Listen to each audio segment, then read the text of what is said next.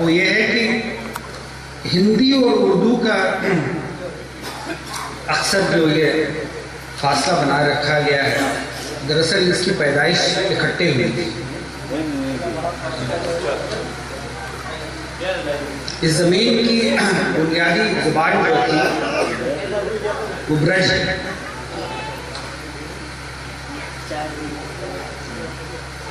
जब यहाँ पे अरबी और फारसी का जब यहाँ पे आगमन हुआ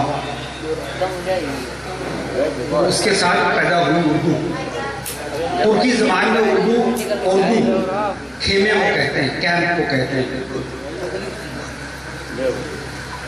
और जब उर्दू ज़बान बन रही थी, जो पैदा हो रही थी, उसका सफ़र तय हो रहा था, उसके साथ साथ हिंदी ज़बान भी चल रही थी।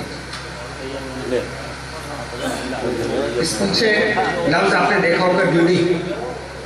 हमारे दोस्त हैं बैठे हुए हैं, वही तरफ देखते रहे। उन्होंने मुझसे पूछा कि ड्यूटी क्या हिंदी लफ्ज़ है कि उर्दू है।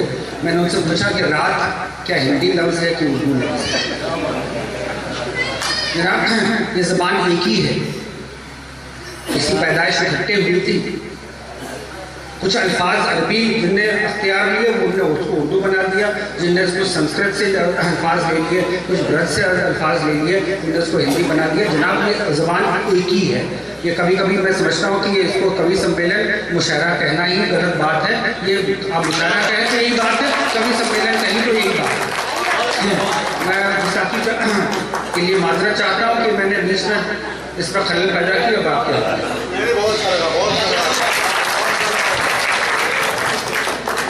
साहिब साहब ने जो बात कही, दरअसल मुशायरों और कवि सम्मेलनों का पर्पज वही है, उद्देश्य वही है।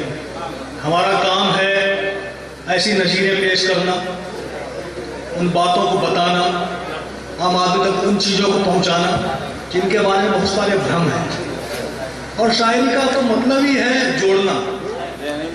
राजनीति और कविता में बस यही फर्क है। राजनीति से जहाँ लोगों को अलग करने का काम करती है, नई कविता जोड़ने का काम करती है। अगर हम जवान को हिंदी और उर्दू के खांचे में बांटते रहेंगे तो हम राजनीति करेंगे, लेकिन अगर हम उसे हिंदवी कहेंगे, हिंदुस्तानी कहेंगे, तो हम कविता का काम करेंगे। तो एक कविता ही कर रहे थे यार। शायद साहब जो कुछ बोल रहे थे वो एक शब्द कविता ही थी। मैं चाहता हूँ उनकी इस गद्य कविता के लिए आप जोरदार तालियां बजाएं और दोबारा कविता